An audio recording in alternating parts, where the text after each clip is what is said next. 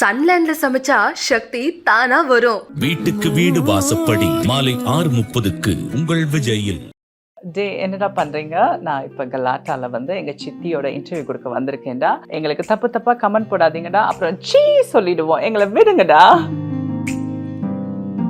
எனக்கு ஆசை அவரோட படத்துல ஒரு ஐட்டம் சாங் பண்ணலாம்னு நினைச்சேன். ஐயோ விஜய் சார் தயவு செய்து இன்னும் ஒரு படம் நடிங்க. சைல்ட் அபியூஸ் நீ என்ன நினைக்கிற? இங்க இருக்கிற லா எப்படி இருக்கு? செக்ஸியா இருக்க ஒரு பொண்ணோட வீடியோ பாக்குறேன், பார்த்துட்டு அதை குழந்தைகிட்ட தீர்த்துக்கிறேன். அப்ப இந்த பொண்ணு மேல தான் குட்டு வந்தாங்க. என் பொண்ணு ஜென்ரேஷன்ல இருக்கவங்க இன்னும் அந்த காயத்தோட இருக்காங்க. அவங்க வந்து சாப்பிட்டா கூட அவங்களால மலம் கழிக்கிறதுக்கே சிக்கல்ல இருக்காங்க. 3-4 நாளைக்கு வராம அவங்க மருந்து போடுற நிலைமை. இந்த மாதிரி டீனேஜர் தான், என்ன பண்ற, எப்படி இருக்குன்னு அந்த மாதிரி க்ரூமிங் நடந்துட்டு இருக்கு. ஸோ உங்க அம்மா அப்பாவுக்கு சொல்லாம வாங்க, நம்ம படம் பார்க்க போனா அந்த பொண்ணு போற இடத்துல ஒரு அங்கிள் இருப்பாரு. இந்த வீடியோவில் ரொம்ப கலாச்சிக்கின்னு ஃபன்னியாக அது மாதிரிலாம் இருக்கிற. ஸோ அதே மாதிரி தான் நீ நேர்லேயும் இருப்ப. ஏதாவது ஒரு மிஸ்பிஹேவ் பண்ணாங்களா? இல்லை நிறைய நடக்கும். வெயில்ல கால் சுடுதுன்னு கஷ்டப்பட்டு செருப்பை கழட்டி விட்டு வந்துட்டு ரொம்ப சூடு தாங்க முடியல, கஷ்டத்தில் நடந்து போயிட்டு டே பாருங்கடா அக்கா வந்து சூட்டில் துடிக்கிறாங்கடா அப்படின்னாங்க. எனக்கு உண்மையாக கண் கலங்கிடுச்சு. நாங்கள் தாலி இறக்க போகிறேன். 3வது பையன் பொண்ணா மாறும்போது உங்கள் வீட்டில் ரியாக்ஷன்? இந்த காட்டு ரோஜா செடி இருக்குல்ல, அதை வாங்கிட்டு வந்து அதில் இலையெல்லாம் பிச்சுட்டு அந்த முள்ளை வச்சு அடிப்பாங்க. இப்போ என்ன அப்யூஸ் பண்ணவங்களே நான் புக்கில் எழுதியிருக்கேன். அவங்கள வந்து நான் ஷேம் கூட பண்ணேன். நான் ஒரு வயசுக்கு அப்புறம் எனக்கு தெரிய வரும்போது நான் நிறைய அப்யூஸ் ஆளாகியிருக்கேன். ஒரு திருநங்கைங்க போகிற ட்ரெஸ்ஸை பார்த்து பொண்ணுங்க கெட்டு போகிறதுன்னு சொன்னாங்க. சீரியஸ் ரிலேஷன்ஷிப்பில் போக ஆசை இல்லை, பட் ஆசைக்கு ஒருவன்றது தான் சந்தோஷம்தான். டிக்டாக்ல வந்து ஆரம்ப காலத்தில் திருநங்கை அப்படின்னு ஒரு வசனங்கள்லாம் பேசி ஃபேமஸ் ஆனாங்க. திருநங்கை, மங்கைக்குரியவள் அப்படிலாம் வார்த்தைகள்லாம் விட்டு. ஸோ நீங்கள் ஃபேமஸ் ஆகும்போது கொஞ்சம் சுகர் கோட்டடா அப்படி வார்த்தைகளை விட்டு இது பண்ணுறீங்க. ரியாலிட்டியில் ஒரு நேரில் ஒரு திருநங்கை பார்க்கும் பொழுது ஏன் உங்களுக்கு அந்த திருநங்கை பிச்சை எடுத்தாலும் கஷ்டப்பட்டாலும் அவள் மதிப்புக்குரியவள் உங்களாலேயே சொல்ல முடியுது? 2 திருநங்கைகள் கொலை செய்யப்பட்டாங்க கொடூரமான முறையில். இப்போ கோயம்புத்தூர்ல ஒரு திருநங்கை வந்து வெட்டி கொலை செய்யப்பட்டாங்க. செத்துட்டா நீங்கள் என்னோட ஆம்பளைங்க வருவாங்க, திருநங்கைங்க 1500 பேர் வருவாங்க from all over the world. So நீங்கள் உடனேலாம் என் பாடி எடுக்கக்கூடாது. உன்னை பற்றி எனக்கும் நிறைய விஷயங்கள் தெரியாது, அதெல்லாம் நான் கேட்டு தெரிஞ்சுக்கணும். Where you born? எங்கே பிறந்தது ஸ்ரீலங்கா, யாழ்ப்பாணம். இதெல்லாம் கேள்வி தான் பட்டிருக்கேன் படத்தில். Okay. Then how did you end up in London? No? Germany. Okay. How did you end up in Germany? So நான் பிறந்த உடனே அங்கே வார் நடக்க ஆரம்பிச்சு. அது முன்னாடி இருந்துச்சு, நான் பிறக்கிற டைம் அது ரொம்ப பீக்கில் இருந்துச்சு அந்த வார். அப்போ தான் மைக்ரேட் ஆக ஆரம்பிக்கிறோம். ஸோ எங்களோட வில்லேஜ் தான் ஃபர்ஸ்ட் மைக்ரேட் ஆச்சு. அது ஸோ அங்கேருந்து நாங்கள் மைக்ரேட் ஆகி ஃபர்ஸ்ட் ராமேஸ்வரம் வந்து அப்புறம் மதுரையில் வந்து செட்டில் ஆகிட்டோம். ஸோ மதுரையில் ஒரு 10 வருஷம் இருந்தேன். அதால் தான் எனக்கும் தமிழ்நாட்டுக்கும் அந்த கனெக்ஷன். ஸோ பேசிக்லி நான் இங்கே தான் வளர்ந்தது, தமிழ் பேச ஆரம்பித்தது நான் இங்கே தான். அதுக்கப்புறம் அப்பா வந்து இங்கேருந்து ஜெர்மனி போனார். எல்லாரும் அங்கே யூரோப் மைக்ரேட் ஆகும்போது அவர் அங்கே போயிட்டார். அதுக்கப்புறம் அப்பா எங்களை கூட்டிகிட்டு போயிட்டார். ஒரு 10 வருஷத்துக்கு அப்புறம் ஜெர்மனி போய் செட்டில் ஆன ஒரு 12 வயசில். ஸோ அப்போ நான் ஜெர்மனியில் இருக்கேன். ஸோ நீங்கள் அங்கே வேலை பண்ணுறியா? வேலை பார்த்துட்ருக்கேன். I'm dental hygienist. நாங்கள் வந்து கம் சார்ந்த இஷ்யூக்கு நாங்கள் தான் ஸ்பெஷலிஸ்ட். கூட பிறந்தவங்க எத்தனை பேர்? ஒரு அண்ணா ஒரு அக்கா வந்து சுவிட்சர்லாண்டில் இருக்காங்க கல்யாணம் பண்ணி. ஒரு அண்ணா இப்போ ஜெர்மனியில் இருக்காரு. நெக்ஸ்ட் மந்த் கல்யாணம். அம்மா என்ன பண்ணிட்டு இருக்காங்க? அம்மா ஹவுஸ் ஒய்ஃப் தான். ஸோ இப்போ உங்களோட இருக்காங்களா? அம்மா ஜெர்மனியில் இருக்காங்க, அண்ணாவோட இருக்காங்க, நான் தனியாக இருக்கேன். ஓகே. எப்போ உனக்கு தெரிஞ்சது like I don't belong to this body is not mind? சின்ன பிள்ளையா இருக்கும்போதே தெரியும்னா இதுதான் தெரியாது. சின்ன வயசுல இந்த ஆசை, இந்த ஃப்ராக் போடணும் அந்த மாதிரிலாம் தோணும். ஸோ அழகா பொண்ணுங்க ஃப்ராக் போட்டுட்டு என் வயசு பொண்ணுங்க ஒரு 3-4 வயசுல இருக்கிற பொண்ணுங்கலாம் பார்க்கும்போது ஆசைப்படுவேன், அவங்கள மாதிரி எனக்கும் அது வேணும்னு. அம்மாவோட போனால் பாபி பொம்மைக்கு ரொம்ப சண்டை போடுவேன். அப்போ பாபி பொம்மை கூட கிடையாது, ஒரு பிளாஸ்டிக் பொம்மை, அது கையில் ஒரு பொம்மை வச்சிருக்கோம், அதுக்கு ரொம்ப சண்டை போடுவேன். அது கிடைச்சா அதை வச்சு விளையாடிட்டு இருப்பேன். இதுதான் எனக்கு தெரிஞ்ச அந்த பெண்மை. அதுக்கு மேலே ஒன்றும் தெரியாது. ஒரு 6-7-8 வயசு வரும்போது அது கொஞ்சம் இன்னும் அடுத்த ஸ்டெப்புக்கு போய் மேக்கப் பண்ணுறது அந்த மாதிரிலாம் ஆரம்பிச்சிச்சு. அதுவும் எனக்கு அவ்வளோதான். அது நான் திருநங்கையாக மாறணும் அதெல்லாம் தெரியாது. திருநங்கைன்றது வந்து எனக்கு அப்போ அந்த வேர்ட் சொல்லுவாங்களா, அந்த வேர்ட் சொல்லி தான் தெரியும். எல்லாரும் கிண்டல் பண்ணுற மாதிரி தான். அப்போ அந்த பாம்பேக்கு போகணும், பாம்பேக்கு ஓடி போங்க அப்படி அந்த வேர்ட் சொல்லி கிண்டல் பண்ணுவாங்க. அப்படிதான் எனக்கும் தெரியும். ஆனால் அவங்களோட நான் கனெக்ட் பண்ணிக்கல. என்ன அவங்க தான் நாங்கள், என்னோட கம்யூனிட்டி அதுன்னு நான் நினைக்கல. நான் வந்து எல்லாரும் போல தான். பிகாஸ் தெரியாது. என் முறவே எனக்கு அது எல்லாருக்கும் இந்த பயமும் இருந்துச்சு. ஓகே, இது வந்து ஒரு கெட்ட கம்யூனிட்டி அப்படின்னு நினச்சிட்டு இருந்தேன். அதுக்கப்புறம் ஒரு 11-12 வயசு வரும்போது எனக்கு கொஞ்சம் புரிய ஆரம்பிச்சிச்சு. ஓகே, எல்லா பையன்களுக்கும் பொண்ணுங்க மேல ஆசை வருது. எனக்கு பக்கத்து வீட்டு அண்ணா மேல காதல் வருது. அதெல்லாம் போக நானும் ஒரு பொண்ணா இருக்க ஆசைப்படுறேன். அப்ப எனக்கு என்னதான் பிரச்சனைன்னு என்ன நானே கேட்டேன். ஏன்னா, அந்த டைம் இவ்ளோ அவேர்னஸ் கிடையாது. ஸோ ஸ்கூல்லயும் ஒழுங்கா சொல்லிக் குடுக்க மாட்டாங்க. ஸ்கூல்ல வந்து ஒரு ஆண், பெண்ணோட அந்த பாலியல் விஷயத்த பேசிக்கா அது வந்து கத்துக் அந்த ரீப்ரொடக்டிவ் சிஸ்டம் That's it. அத மட்டும் தான் சொல்லிக் கொடுப்பாங்க. அவ்வளவுதான். அதுக்கு மேல என்ன இருக்குன்னு நமக்கு தெரியாது. அப்ப இப்ப இருக்கா ஸ்கூல்ல? இப்பவும் இப்பவும் இந்த விஷயம் சொல்லிக் கொடுக்கிறது குறைவா? இப்பவும் அமெரிக்கால லைட்டா ஸ்டார்ட் பண்றாங்க. அதையும் நிறைய பேரண்ட்ஸ் அகெயின்ஸ்ட் பண்றாங்க. அப்ப எனக்கு 12-13 வயசுல அதுவும் தெரியல. அப்ப நான் நினைச்சேன் நான் கேன்னு நினைச்சேன். ஸோ எனக்கு நானே சொல்லி கத்து கொடுத்துக்கிட்ட ஒரு தியரி என்னன்னா, எல்லாருமே கேயா இருக்காங்க. அதுல பிஹெச்டி பண்ற மாதிரி யாரு சொசைட்டி எதிர்த்து வராங்களோ அவங்க திருநங்கை. யார் எதிர்க்க முடியாம இருக்காங்களோ அவங்க வந்து கேயாவே வாழ்ந்துட்டு போறாங்க. இத சொல்லவே பயப்படுறவங்க வந்து அப்படியே ஆணாவே இருந்து பெண்ணை கல்யாணம் பண்ணிட்டு செத்து போறாங்கன்னு நினைச்சிட்டு இருந்தேன். அதுக்கப்புறம் நான் உருவார டைம்ல 2007ல வந்து ஜெர்மனியில இருந்த ஒரு மலையாளி கே ஒருத்தங்க தான் மிஸ்டர் கே யூரோப் ஆனாங்க. அதை பார்த்தோட எனக்கு ஒரு ஷாக். நம்ம நினைச்சிட்டு இருந்தோம் உச்சக்கட்டம் வந்து ஒரு பெண்ணா மாதிரி சொசைட்டி காட்டுறதா, இவங்க ஏன் மிஸ்டர் யூரோப் கே ஆகிறதுக்கு தைரியம் இருந்தவங்க ஃபேமிலிட்ட சொல்லிட்டு பொண்ணா இருக்கலாமேன்னு சொல்லிட்டு அப்போ அவங்களுக்கு சோஷியல் மீடியாவில் மெசேஜ் பண்ணேன். நீங்க ஏன் இப்படி மாறல, ஏன் இப்படி இருக்கீங்கன்னு கேட்கும்போது அவங்க சொன்னாங்க, இல்லை நான் வேற நீங்க வேற, திருநங்கைன்றவங்க பெண்ணா இருக்க ஆசைப்படுவாங்க, எனக்கு பெண்ணா இருக்க ஆசை இல்லை, எனக்கு இந்த பாடி பிடிச்சிருக்கு, ஆனா நான் வந்து ஒரு மேல் மாடலா இருக்கேன் அண்ட் எனக்கு வெக்கம் இல்லை நான் கேன்னு சொல்றது என் குடும்பத்துக்கு தெரியும். நாங்கள் அதுக்கப்புறம் இங்க இப்படிக்கு ரோஸ் நிகழ்ச்சி வரும்போது ரோஸ் அக்காட்ட பேசணும்னா அவங்களும் எனக்கு எக்ஸ்பிளைன் பண்ணணும்னு புரிய வந்துச்சு நான் திருநங்கைன்னு. ஸோ ஒரு 15 வயசுல எனக்கு நான் திருநங்கைன்றது தெரியும். அப்புறம் 3வது பையன் பொண்ணா மாறும்போது உங்க வீட்ல ரியாக்ஷன்? பெரிய ஏன்னா நான் வந்து ஸ்ரீலங்கன் பேக்ரவுண்ட்படியா அங்கே நிறைய திருநங்கை இருக்கல. எங்கேயாவது இருந்தாங்க, அங்கே வந்து இந்த 30 years வார் இருந்தபடியா யாருமே இதை பற்றி திங்க் பண்ணலை. ஸோ நான் இதை எடுத்துகிட்டு வரும்போது கண்டிப்பாக சண்டை கத்தி எங்கள் அம்மா பெரிய பிரச்சனையாக்கி ட்ராமா பண்ணி எங்கள் சின்ன வயசில் எங்கள் அண்ணன் மதுரையில் இருக்கும்போது எங்கள் அம்மா அந்த பொம்பளை ட்ரெஸ் பண்ணுறதுக்காக இந்த காட்டு ரோஜா செடி இருக்குல்ல அதை வாங்கிட்டு வந்து அதில் இலையெல்லாம் பிச்சுட்டு அந்த முள்ளை வச்சு அடிப்பாங்க. அந்த மாதிரிலாம் ஸ்ட்ரகிள்ஸை ஃபேஸ் பண்ணி வந்தால் தான் நான். அப்போ வீட்டில் கத்துனாங்க, சண்டை போட்டாங்க. எங்கள் அப்பா ரொம்ப ஒரு ஆணாதிக்க மென்டாலிட்டி உள்ளவர். ஸோ அவருக்கு ஆரம்பத்திலே தெரியும் நான் கொஞ்சம் பெண் தன்மையோடு தான் இருக்கேன்னு. இந்த முடிவெடுத்தோன்னே எங்கள் அப்பா வந்து கொஞ்சம் எதிர்க்கலாம், நான் அமைதியாக இருந்துட்டாரு. அம்மா தான் ஓவர் ரியாக்ட் பண்ணாங்க. அப்படி இருக்கிற அப்பா சைலண்ட் ஆயிட்டாரு, ஆனா அம்மா வந்து அவங்களால தாங்க முடியல. ஆமாம். ஸோ அம்மா கொஞ்சம் ஓவர் ரியாக்ட் பண்ணி பெரிய பிரச்சனையாச்சு. அண்ணா வந்து நான் சர்ஜரிக்கு போகிற வரைக்கும் கூட ஏற்றுக்கல. அம்மா வந்து அம்மாவும் தான் 2 பேரும் தான். அக்கா வந்து என்ன உடனே ஏற்றுக்கிட்டாங்க. எப்போவுமே அந்த சிஸ்டர்ஸ் அண்டர்ஸ்டாண்டிங். ஸோ அக்காவுக்கு நான் சொன்னோன்னே அக்கா வந்து என்னோட வாழ்க்கை ஏதாவது தப்பாக போயிடுமோன்னு சொல்லி அக்கா என்கிட்ட கேட்டோன்னு நான் எக்ஸ்பிளைன் பண்ணோன்னே அந்த முத நாளே எங்கள் அக்கா என்ன ஏற்றுக்கிட்டாங்க. பட் அண்ணாவும் அம்மாவும் ரொம்ப நாள் எடுத்துச்சு ஏற்றுக்கிறதுக்கு. உன்னோட சிக்னேச்சர் டயலாக் ஒன்று இருக்கு, அது ஒரு வாட்டி நீயே சொல்ல என் முன்னாடி.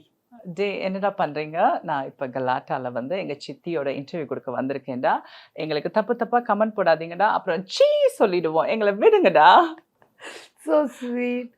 இது எப்படி ஆரம்பிச்சது? எனக்கே தெரியாது. நான் சோஷியல் மீடியாவில் வரும்போது ரொம்ப அவேர்னஸ் வீடியோஸ் தான். அவேர்னஸ் வீடியோவுக்கு நான் வரல. நான் வந்து எனக்கு சின்ன வயசுலேருந்து நடிகைகளை பார்த்து வளர்ந்தேன். உங்களை கூட பார்த்து ரொம்ப ரசிச்சிருக்கேன். ஸோ அதை பார்த்து வளர்ந்தபடியாக அவங்கள மாதிரி ஒரு சின்ன சான்ஸ் கிடைக்குது. நம்மளும் அந்த பாட்டுக்கு அசைவு காட்டுறோம், அதை நிறைய பேர் ரசிக்கிறாங்க. அதுக்கு தான் நான் உள்ளே வந்தேன். அப்புறம் பார்த்தா ஒருத்தங்க கமெண்ட் பண்ணியிருந்தார் ஒருத்தர். அப்போ நிறைய திருநங்கையும் சோஷியல் மீடியா யூஸ் பண்ண ஆரம்பிச்சோம். ஒருத்தர் சொன்னார், இந்த திருநங்கைங்க போகிற ட்ரெஸ்ஸை பார்த்து பொண்ணுங்க கெட்டு போகிறதுன்னு சொன்னாங்க. அப்போ அவருக்கு நான் வந்து பதில் கொடுத்தேன். நிறைய மூத்த திருநங்கை சொன்னாங்க, இதுக்கு நீ பதில் கொடுடின்னு. நான் அவருக்கு சொன்னேன், நாங்கள் வந்து சந்தோஷத்துக்கு பண்ணிகிட்ருக்கோம். நீங்கள் வீட்டில் வளர்த்த பொண்ணுங்க, கட்டுப்பாடாக வளர்க்குற பொண்ணுங்களே தப்பு பண்ணும்போது நீங்கள் துரத்தி விட்ட பிள்ளைங்கள்ட்ட ஒழுக்கத்தை நீங்கள் எதிர்பார்க்க முடியாது. பட் ஸ்டில் அந்த பொண்ணுங்க சர்வைவ் பண்ணுறதே பெரிய விஷயம்னு பதில் கொடுத்தேன். அன்னையிலேருந்து நான் சொல்கிறதெல்லாம் மக்கள் ஏற்றுக்க ஆரம்பிச்சோன்னு நான் கருத்துக்கள் சொல்ல ஆரம்பித்தேன். அது ஒரு கட்டத்துக்கு அப்புறம் என்ன ஆயிடுச்சுன்னா, அந்த கருத்தை விட அவங்க என்கிட்ட என்ன எதிர்பார்த்தாங்க, அந்த விளையாட்டுத்தனத்தை தான் ரொம்ப எதிர்பார்த்தாங்க. அப்போ விளையாட்டோட கருத்தை திணிக்க ஆரம்பித்தேன். ஸோ என்னை யாராவது பேட் கமெண்ட்ஸ் பண்ணாங்கன்னா அதை ஒரு விளையாட்டுத்தனத்தோட அவங்களுக்கு பதில் கொடுக்க ஆரம்பிச்சேன், ஒரு சர்காஸ்டிக் பதில் கொடுக்க ஆரம்பித்தேன். சைல்டு அப்யூஸ் இருக்கு இல்லையா? நான் எத்தனையோ வீடியோவில் எப்பவுமே சொல்லுவேன், இதுதான் தண்டனையாக இருக்கணும்னு. நீ என்ன நினைக்கிற, இங்கே இருக்கிற லா எப்படி இருக்கு அண்ட் என்ன தண்டனை கொடுத்தா கரெக்டுன்னு தோணுது உனக்கு? தண்டனையை விட கவுன்சிலிங் கொடுக்கணும். சின்ன வயசுலேருந்தே கவுன்சிலிங் கொடுக்கணும். ஏன்னா தண்டனை கொடுத்துட்டா அந்த நபர் வந்து இப்போ என்ன அப்யூஸ் பண்ணவங்களே நான் புக்கில் எழுதியிருக்கேன், அவங்கள வந்து நான் ஷேம் கூட பண்ணேன். நான் ஒரு வயசுக்கு அப்புறம் எனக்கு தெரிய வரும்போது நான் நிறைய அபியூஸ் ஆளாகியிருக்கேன். ஒரு 6 வயசுலேருந்து என்ன அபியூஸ் பண்ணியிருக்காங்க. என்ன மட்டும் இல்லை, பலருக்கு இது நடந்திருக்கு. ஆண் குழந்தை நீங்கள் அதான் எனக்கு உங்களை ரொம்ப பிடிச்சது, நீங்கள் ஆண் குழந்தைக்கும் நடக்குதுன்னு அடித்து பேசுவீங்க. இங்கே நிறைய பேர் அதை பண்ணுறது கூட கிடையாது. அப்போ இது எல்லாருக்குமே நடக்குது. இதை நான் பேசும்போது அவங்கள வந்து நம்ம தண்டனை கொடுத்து அவங்க உறுப்பை வெட்டியோ இல்லை அவங்கள கொண்டுட்டா அவங்க ஒரு நிமிஷத்தில் போயிடுவாங்க. அவங்களுக்கு அவங்க செஞ்ச இம்பேக்ட், ஒரு குழந்தைக்கு அவங்க செஞ்ச துரோகத்தை அவங்க புரிய வைக்கணும் ஃபர்ஸ்ட். ஏன்னா அது ஒரு மென்டல் டிசார்டர் தான். அவங்களுக்கு மைண்டில் ஏதோ பிரச்சனை இருக்குது. அதை முதல்ல அவங்களுக்கு புரிய வச்சு இந்த நோய் இல்லாமல் ஆக்கணும். குழந்தை மேலே எனக்கு இப்போ நிறைய பேர் என்ன சொல்கிறாங்கன்னா, ஓகே நான் செக்ஸியாக இருக்க ஒரு பொண்ணோட வீடியோ பார்க்குறேன், பார்த்துட்டு அதை குழந்தைகிட்ட தீர்த்துக்கிறேன், அப்போ இந்த பொண்ணு மேலே தான் குற்றம்னாங்க. அதுவே தப்பு. அவருக்கு ஃபர்ஸ்ட் பசிக்குதுன்னா குழந்தைகிட்ட போகணுன்ற அந்த எண்ணம் வரக்கூடாது ஃபர்ஸ்ட். அது தப்பு. எனக்கு கண்ட்ரோல் பண்ண தெரிஞ்சிருக்கணும். ஒரு வீட்டில் போய் நான் திருடக்கூடாது. எனக்கு காசு வேணும்னா ஒருத்தங்க வீட்டில் போய் திருடலாமா? அது தப்புன்னு தெரிஞ்சவருக்கு எனக்கு இந்த காம உணர்வு வருதுன்னா அந்த குழந்தைகிட்ட தீர்த்துக்க கூடாதுன்றத அவருக்கு புரியணும். அந்த அந்த பவுண்டரிஸ் அவருக்கு தெரிஞ்சிருக்கணும். யாருக்கிட்ட எப்படி வச்சுக்கொள்ளணும், யாருக்கிட்ட அந்த ஸ்டெப்பை தாண்டி போகணுன்றத புரிய வைக்கிறதுக்கு கவுன்சிலிங் கொடுத்து தான் ஆகணும். இங்கேயும் மக்களுக்கு பதிவு பண்ண ஆசைப்படுறது எங்கள் டைம் நான் அபியூஸ் பண்ணப்பட்டதுலாம் 96, 97. அப்போ வந்து செக்ஷுவல் லைஃப்பை பற்றி பெரிய அவேர்னஸ் கிடையாது. அப்போ எங்களோட அபியூஸ் வந்து இங்கே அபியூஸ்னால் நிறைய பேர் நினைக்க அந்த கத்தியால் வெட்டுறது அப்படி இல்லை. சின்ன தடவுறதும் தீண்டலுமே கூட அபியூஸ் தான். அப்போ எங்களுக்கு வந்து ஸ்மூத்தாக தான் போச்சு. எனக்கு வந்து உடம்பு ரீதியாக காயம் வந்துச்சுன்னு சொல்ல மாட்டேன். ஆனால் என் பொண்ணு ஜென்ரேஷனில் இருக்கவங்க இன்னும் அந்த காயத்தோடு இருக்காங்க. அவங்க வந்து சாப்பிட்டா கூட அவங்களால மலம் கழிக்கிறதுக்கே சிக்கலில் இருக்காங்க. 3-4 நாளைக்கு வராமல் அவங்க மருந்து போடுற நிலைமை. ஸோ எனக்கு அடுத்த ஜென்ரேஷன் அந்த பிரச்சனையில் இருக்குது. என்கிட்டயே ஒரு பொண்ணு இருக்கா. ஸோ அவள் கஷ்டப்படும்போது எனக்கு ரொம்ப வேதனையாக இருக்கும். அவள் எங்களோட சந்தோஷமாக சாப்பிட்டானா 3 நாள் அவள் மருந்து போட்டுட்டு இருக்கணும். ஏன்னா அவள் 12 வயசில் ஹாஸ்பிட்டலில் அபியூஸ் பண்ணப்பட்டான் பக்கத்தில் இருந்த இன்னொரு பேஷண்ட்டால். ஸோ இந்த மாதிரி அடுத்த ஸ்டெப்புக்கு போயிடுச்சு. இனி நாளைக்கு எங்கே போகுதுன்னு நமக்கு தெரியலனா, இப்போ பான் மூவிஸ் எடுத்துகிட்டா எல்லா கேட்டகரி என்னென்னமோ காட்டுறாங்க. அதெல்லாம் பார்த்துட்டு இவங்க அந்த வக்கர புத்தி எங்கே கொண்டு போகிறாங்கன்னு தெரியல. ஸோ அதால் இந்த அவேர்னஸ் கண்டிப்பாக தேவை. குறிப்பாக குட் டச் பேட் டச்சோடய நிறுத்திடுறாங்க. அது மட்டும் இல்லை, இங்கே நிறைய இருக்குது. இப்போ சோஷியல் மீடியா க்ரூமிங் வந்துருச்சு. இப்போ லேட்டஸ்ட் இது அதான். நம்ம இன்னும் ரொம்ப பின்தங்கி இருக்கோம். இன்னும் நம்ம வந்து குட் டச் பேட் டச் அங்கே தொடக்கூடாது இங்கே அப்படி இல்லை. இப்போ சோஷியல் மீடியாலே சில ப்ரெடிக்டர்ஸ் வந்து க்ரூமிங் பண்ணுறாங்க குழந்தைங்களை. அழகாக மெசேஜ் பண்ணி ஃபேக் ஐடியில் வந்து நானும் ஒன்று மாதிரி டீனேஜர் தான், என்ன பண்ணுற எப்படி இருக்குன்னு அந்த மாதிரி க்ரூமிங் நடந்துட்டுருக்கு. ஸோ உங்கள் அம்மா அப்பாவுக்கு சொல்லாமல் வாங்க நம்ம படம் பார்க்க போனால் அந்த பொண்ணு போகிற இடத்துல ஒரு அங்கிள் இருப்பார், இல்லை அந்த சின்ன பையன் போகிற இடத்துல வேற யாரோ ஒரு வயசானவங்க இருப்பாங்க, அவங்க எதிர்பார்த்து போறவங்க. இப்படிலாம் வந்துருச்சு. ஆனால் நம்ம இன்னும் குட் டச்லயே நிற்கிறோம். ஸோ இது கண்டிப்பா நிறைய அவேர்னஸ் தேவை. ஏன்னா நம்ம பிள்ளைங்க எந்த வீடியோ போய் பார்க்குது, எந்த சோஷியல் மீடியா எதை கிளிக் பண்ணி எங்கே போய் எண்ட் அப் ஆகுதுன்னு நம்ம சொல்லவே முடியாது. அது கண்டிப்பா தேவை. உங்க லவ் லைஃப் பத்தி தெரிஞ்சுக்கலாமா? அது வரும், அது போகும். பாசிங் கிளவுட்ஸ் மாதிரியே சொல்றேன். ஏதாவது ஒரு இன்ட்ரெஸ்டா சொல்லுவேன்னு பார்த்தா அது வரும் போகும்ட்டு. அது வரும் போகும். எப்படி சொல்றது, சின்ன வயசுல லவ் பண்ணும்போது பணத்தை ஏமாத்துனாங்க. அப்ப கத்துக்கிட்டோம். ஒரு தடவை பட்டும், இனிமேல் காசு கொடுக்க கூட புடுங்கணும்னு கத்துக்கிட்டோம். அதுக்கப்புறம் வந்து லவ் என்னாச்சு, கல்யாணம் வரைக்கும் போகணும்னு ஒரு நம்பிக்கை வந்துச்சு. அதுவும் ஏமாறும்போது கல்யாணம் வேணா ஒன்று வேணா சும்மா ஊர் சுற்றுவோம்னு சொல்லிட்டு அப்படி போச்சு. அதுக்கப்புறம் திருப்பி இன்னொரு லவ் வரும்போது யோசித்தேன், ஓகே ஒரு கல்யாணம்னு வரும்போது ஒரு பொண்ணுக்கு அந்த ஃபேமிலி வந்து என்னென்னமோ சேர்த்து செய்யும்.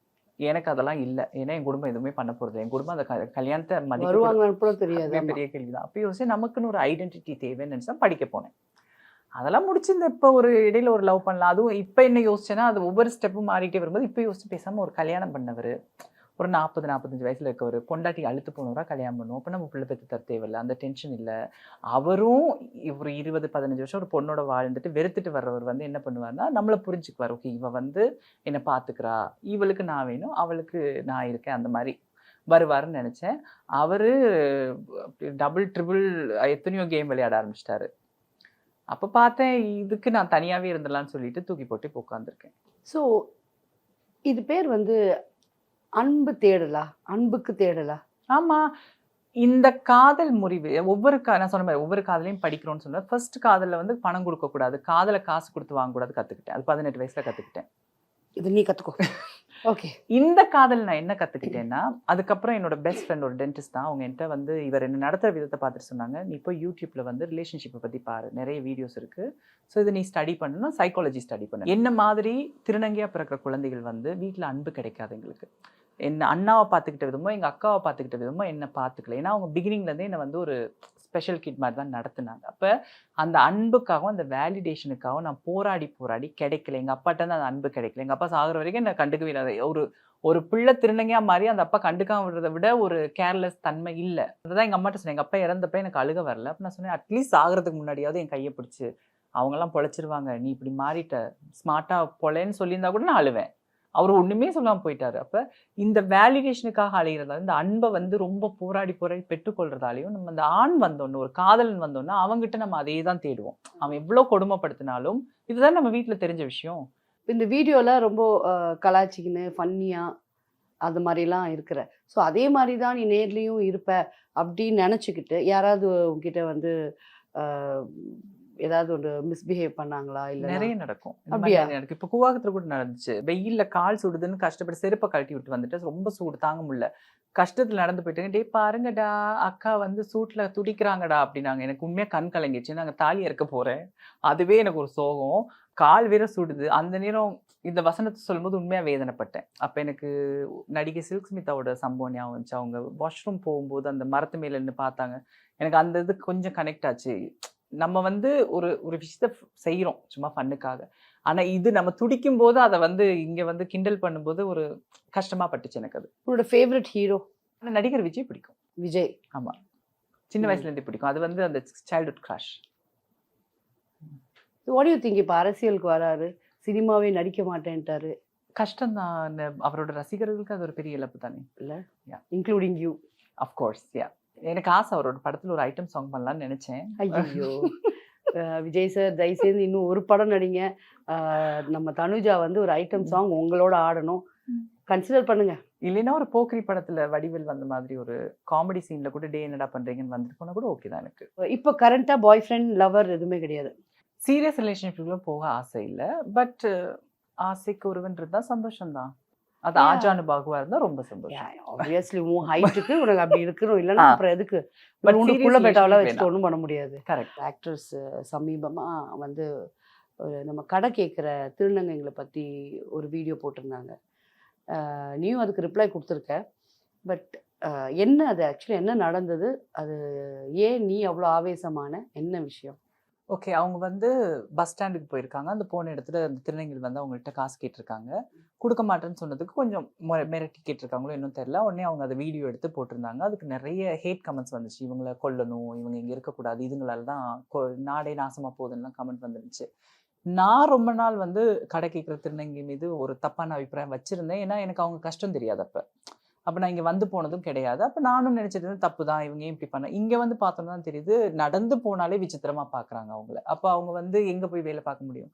ஸோ அவங்களுக்கு முடிஞ்சது ஒன்று தான். அப்போ அதன் மூலிமா வாழ்வாதாரத்தை வச்சு நடத்துகிறவங்களுக்கு இதுதான் வாழ்க்கை. ஸோ அவங்க கோவப்பட்டது தப்பு இல்லை, அதை வீடியோ எடுத்ததும் தப்பு இல்லை என்னை பொறுத்த வரைக்கும். அது வந்து அந்த திருநங்கையோட விருப்பத்தோடு தான் எடுக்கிறாங்க. ஏன்னா அந்த திருநங்கை கேமரா பிடிங்கிருப்பா விருப்பம் இல்லாட்டி.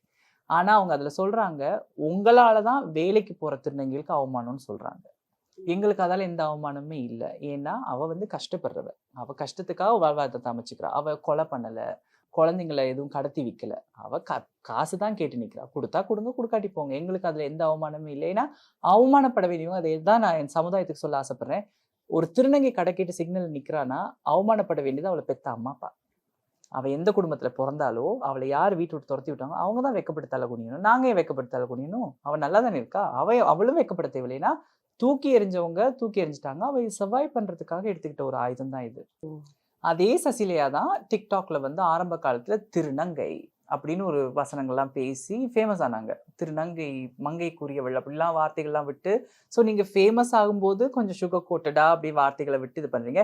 ரியாலிட்டியில் ஒரு நேரில் ஒரு திருநங்கை பார்க்கும் பொழுது ஏன் உங்களுக்கு அந்த திருநங்கை பிச்சை எடுத்தாலும் கஷ்டப்பட்டாலும் அவள் மதிப்புக்குரியவள் உங்களாலேயே சொல்ல முடிய மாட்டேங்குது. டக்குன்னு ஒரு கேமராவை எடுத்து கேவலப்படுத்துங்க. இப்போ அந்த திருநங்கையில் கடை கேட்டது கூட எங்களுக்கு கேவலம் இல்லை. நீங்கள் எடுத்து போட்டதில் கீழே வந்த கமெண்ட் இருந்தது, உங்களுக்கு கொளுத்தணும் வெட்டணும்னு சொல்லி. அதுதான் எங்களுக்கு ஒரு பெரிய ஒரு கேவலமாக இருந்துச்சு. குறிப்பாக அந்த வீடியோ வந்ததுக்கு பிறகு 2 திருநங்கைகள் கொலை செய்யப்பட்டாங்க கொடூரமான முறையில். கோயம்புத்தூர்ல ஒரு திருநங்கை வந்து வெட்டி கொலை செய்யப்பட்டாங்க. அப்புறம் இங்கே சென்னையில் ஒரு திருநங்கை வந்து ஐடியில் வேலை பார்க்குற திருநங்கை பிடிச்சி வச்சு குழந்தை திருட வராங்கன்னு போட்டு அடிச்சாங்க. அதுக்கு முன்னாடி கூட இந்த மாதிரி வன்முறையை நாங்கள் பார்க்கல. ஸோ நல்ல ஒரு இடத்துல இருக்கிற நீங்கள் இதையும் யோசிச்சு பாருங்க. இன்னொன்னு படிச்ச திருநங்கைகள் நல்லா இருக்காங்க அப்படின்னு சொல்றதை விட நாங்க ஒரு வேலை எடுக்கிறதுக்கு நாங்க படுற கஷ்டம் எங்களுக்கு தான் தெரியும். எங்க சர்டிஃபிகேட் எல்லாம் பெண் அங்கீகாரத்துல இருக்கு, இல்ல திருநங்கை அங்கீகாரத்துல இருந்தா தான் ஒரு இன்டர்வியூக்கு போகும்போது அவங்க விடுவாங்க. பிளஸ் இன்டர்வியூக்கு போகும்போதே நாங்க திருநங்கைன்னு சொன்னோம்னா அவங்க என்ன நினைப்பாங்கன்னா, ஓ இது வருது 4-5 ஆம்பளைங்களை பார்த்து பல்லிக்கும், இப்போ நான் மெடிக்கல் ஃபீல்டில் இருக்கப்படியே இது பேஷண்ட்ஸ் கிட்ட தப்பா இந்த மாதிரிலாம் எண்ணங்கள் வரும். இதோடலாம் ஸ்ட்ரகிள் பண்ணி அதுக்கப்புறம் நாங்கள் ஃபர்ஸ்ட் ப்ரூவ் பண்ணணும் நாங்கள் வந்து நல்லவங்க தான், கரெக்டாக நடந்துக்குவோம் தான். நல்லவங்க கெட்டவங்கன்னு யாரையுமே ஜஸ்டிஃபை பண்ண முடியாது, பண்ணிக்கவும் வேண்டாம். உங்களை மாதிரி தான் எங்களுக்கும் ஃபீலிங்ஸ் இருக்கும்.